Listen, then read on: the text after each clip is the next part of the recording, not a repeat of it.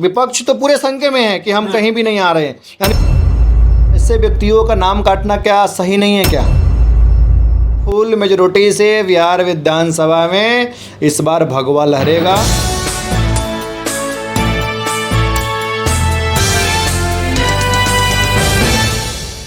नमस्कार, मेरा नाम कुमार शिवम है और आप लोग खबर बाइट देखना शुरू कर चुके हैं। देखिए, विधानसभा चुनाव होना है बिहार में और उससे पहले लगातार विपक्ष जो है चुनावी मैदान में है, लगातार एसआईआर के लेकर के विरोध कर रहे हैं।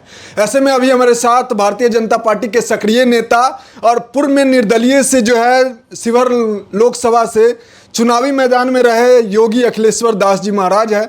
जानेंगे कि आखिरकार जो है इस बार कैसी तैयारी है, विपक्ष की जो लगातार मुद्दा है क्या कुछ प्रभाव डाल पाएंगे। स्वागत है खबर बाइट, आपका भी खूब स्वागत और आपके दर्शकों का भी खूब अभिनंदन। महाराज, चुनाव का कुछ महीना रह गया है, विपक्ष लगातार विरोध पर विरोध किए जा रहा है। विपक्ष का कार्य है विरोध करना, क्योंकि विपक्ष होता ही है विरोध करने के लिए। अच्छा। और विपक्ष अगर विरोध ना करे तो फिर कैसे होगा? विपक्ष का मतलब क्या है? विपक्ष हम पक्ष में अभी, और विपक्ष में जो बिहार में जो महागठबंधन है, तो विपक्ष का काम है चिल्लाना। लेकिन जिस प्रकार से विपक्ष चिल्ला रहा है जी, वो उचित नहीं है। कोई भी विषय का एक लॉजिक होता है, बिल्कुल। और कुछ किसी भी बात को लॉजिक से अगर आप तर्क करते हैं, लॉजिक के द्वारा बात करते हैं तो शोभा भी देता है। लेकिन आज के समय में बिहार में विपक्ष इस प्रकार बरगला गए हैं। आप देख रहे हैं कि राहुल गांधी जी, तेजस्वी जी अभी एसआईआर के खिलाफ, जो एसआईआर जो बिहार में हो रहा है, वो वोट को बचाने के लिए बता रहे कि हम यात्रा कर रहे हैं। बिल्कुल। और आप लोग मीडिया से हैं और दिल्ली जैसे शहर में रहते हैं, मुझे लगता है आप इस पर विचार कीजिएगा।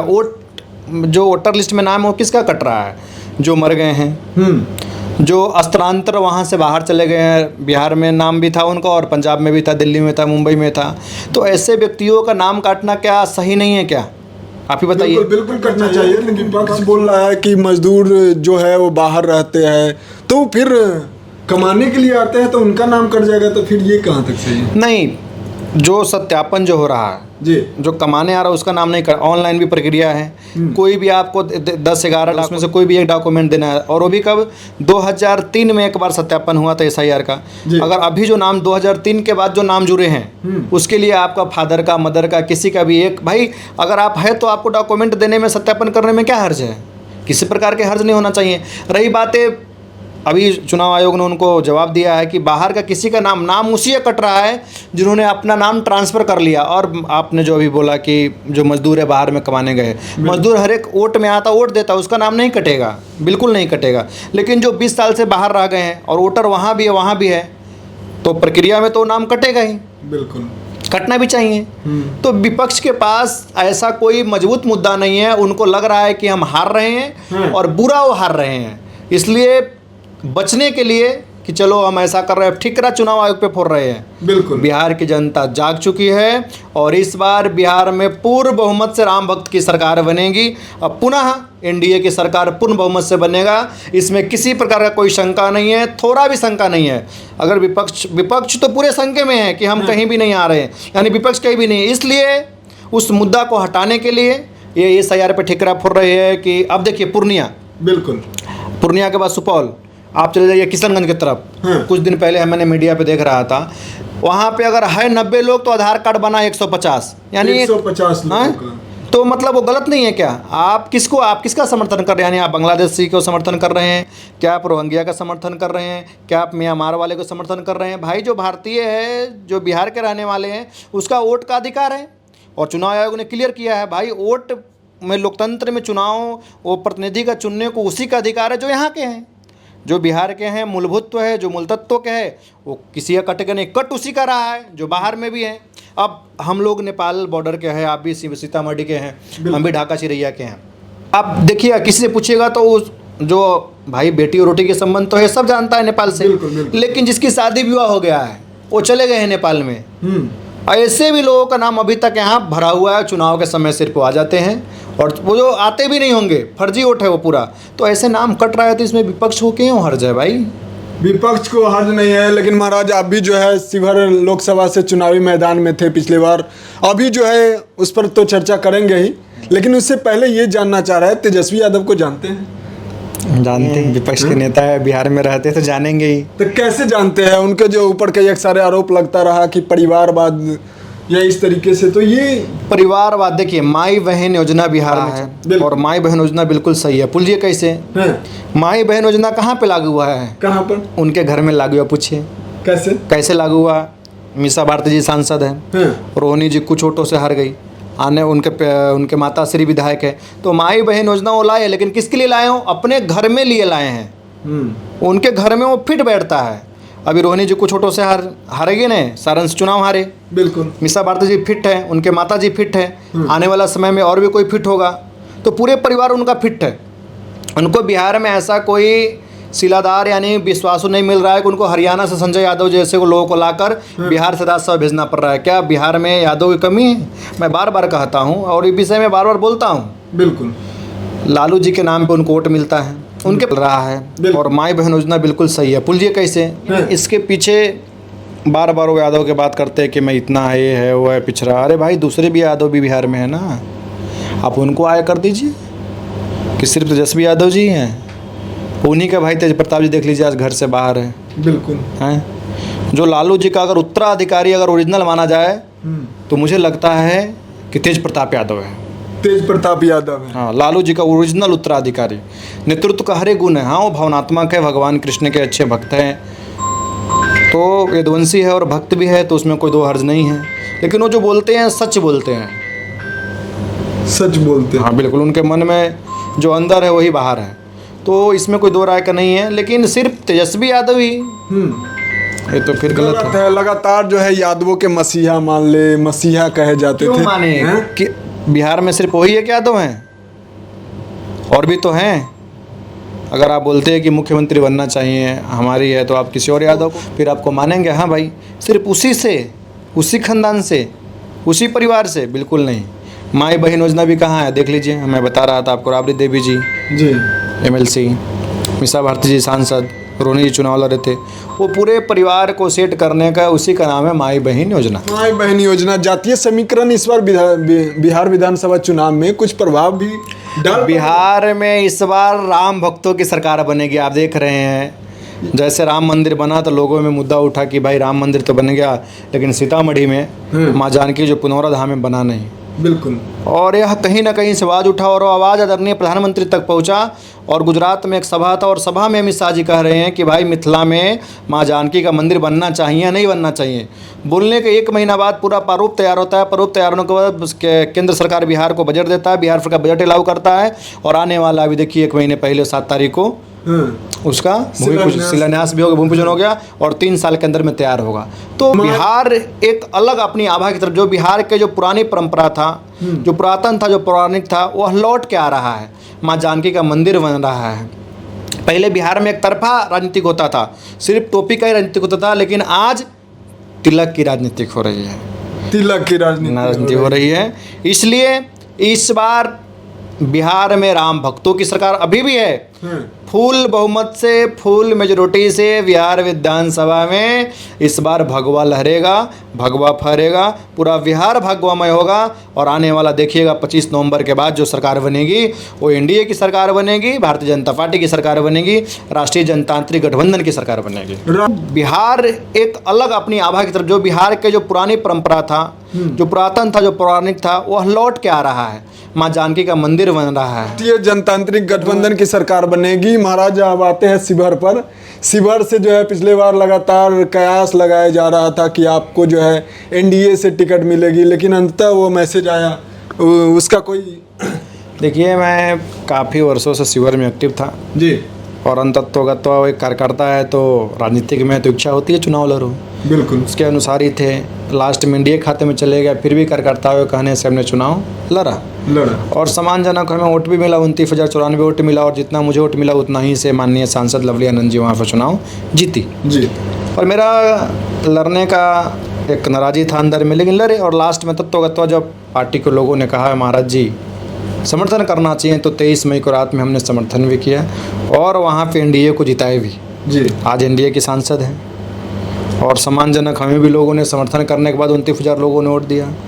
और परंपरागत जैसे मैंने पहले ही बोला था कि इस कलर पे भगवा पे दूसरा कोई कलर चढ़ेगा नहीं चढ़ेगा। तो हमने चुनाव में बोला था कि मैं भारतीय जनता पार्टी के लिए आजीवन काम कर रहा हूँ, करते रहूँगा।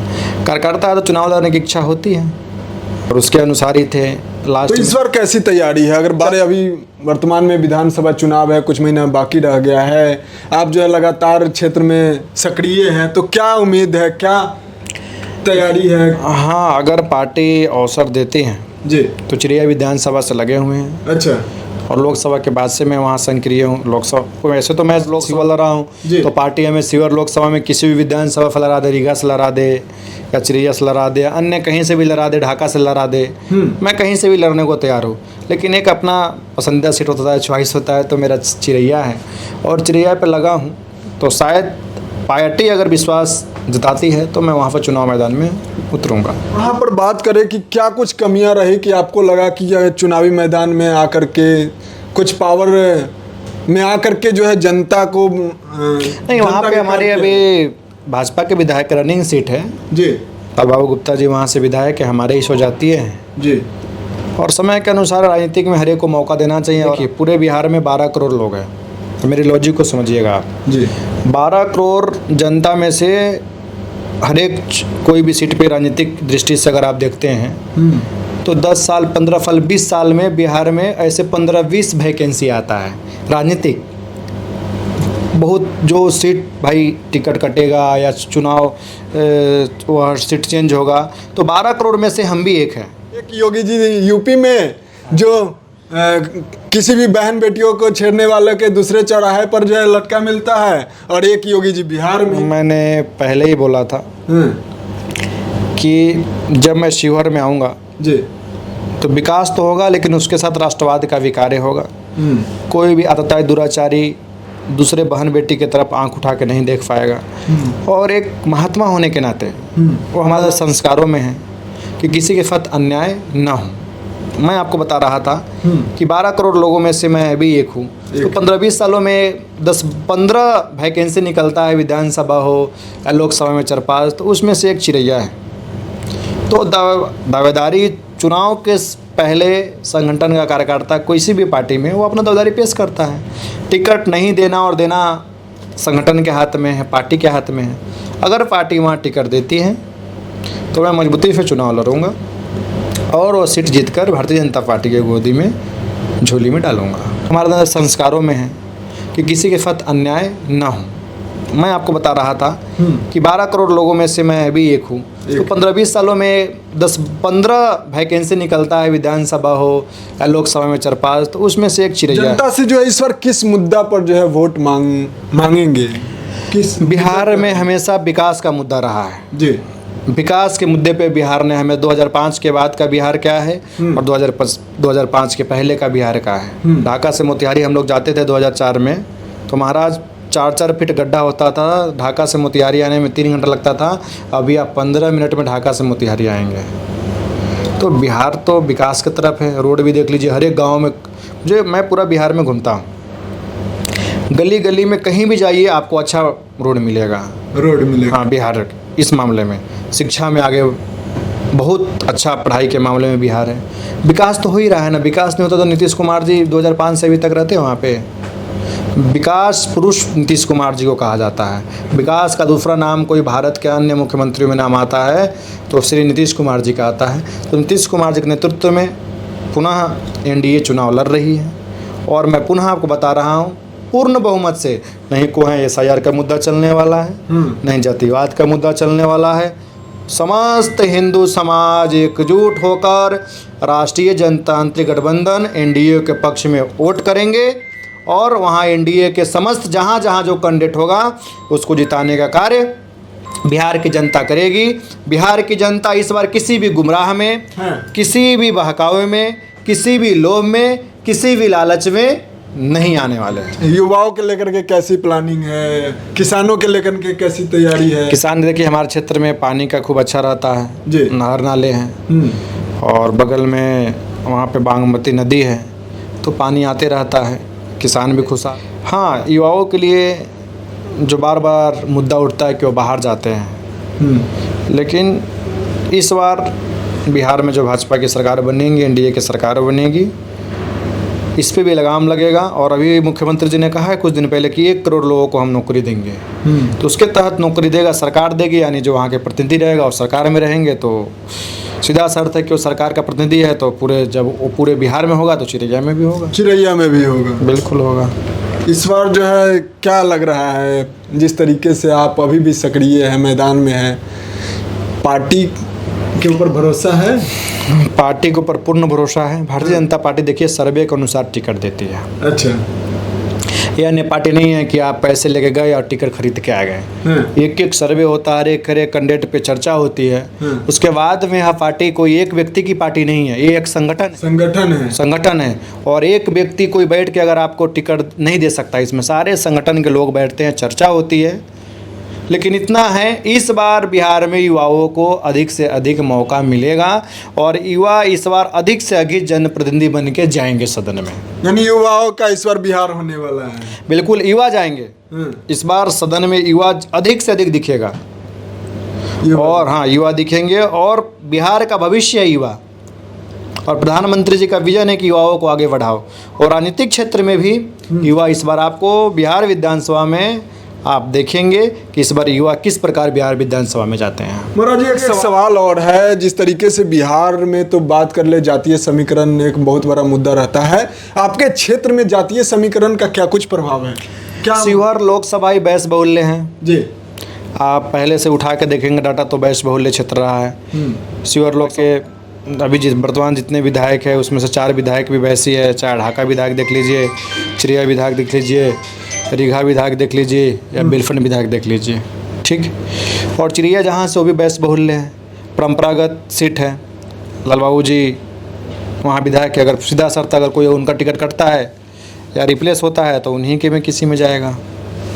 हाँ, तो यहाँ पे अन्य किसी का जो अन्य पार्टी भी दावेदारी कर रही है, तो मुझे नहीं लगता है कि रनिंग सीट अपना वर्तमान सीट भारतीय जनता पार्टी छोड़ेगी। आते हैं बिहार पर, क्या लग रहा है, जिस तरीके से विपक्ष लगातार ये घोषणा करता रहा है, ये बयान देता रहा है कि चुनाव से पहले मुख्यमंत्री के चेहरा घोषित करके चुनाव लड़ ले तब परिणाम सामने आ जाएगा, तक ये एनडीए गठबंधन के मुख्यमंत्री अभी नीतीश कुमार जी हैं जी, और उन्हीं के नेतृत्व में चुनाव होगा, तो फिदा शर्त मुख्यमंत्री का चेहरा है तो नीतीश कुमार जी हैं। नीतीश कुमार जी, स्वास्थ्य पर सवाल खड़ा होता रहा, तो फिर इसका देखिए 12 करोड़ लोगों का बिहार है, तो हम ही घर में 4-5 लोग हैं, तो सबका मती एक जैसे तो होता नहीं है, तो थोड़ा मोड़ा जब बर्तन बहुत सारे एक जगह रहते तो थोड़ा मोड़ा तो बचता ही है, तो ये तो कोई मुद्दा नहीं है महाराज, मुद्दा नहीं। अंततः क्षेत्र के जनता से आप क्या कुछ मैसेज देना चाहेंगे?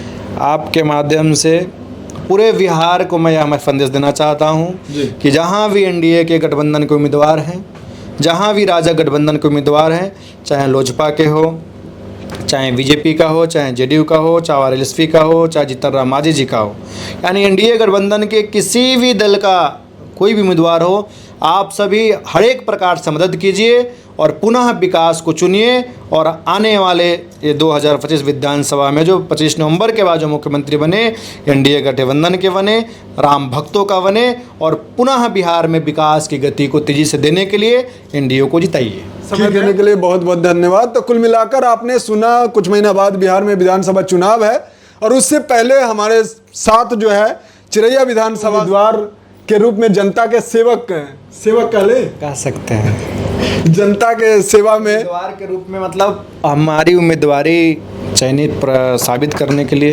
यानी हम उम्मीदवारी अपना पेश किए हैं। उम्मीदवार बनाना पार्टी के हाथ में, और पार्टी क्या फैसला देती है पार्टी जाने, लेकिन हमारी दावेदारी है कि चिरैया से हम चुनाव अगर पार्टी लड़ाना चाहेगी तो मैं लड़ूंगा।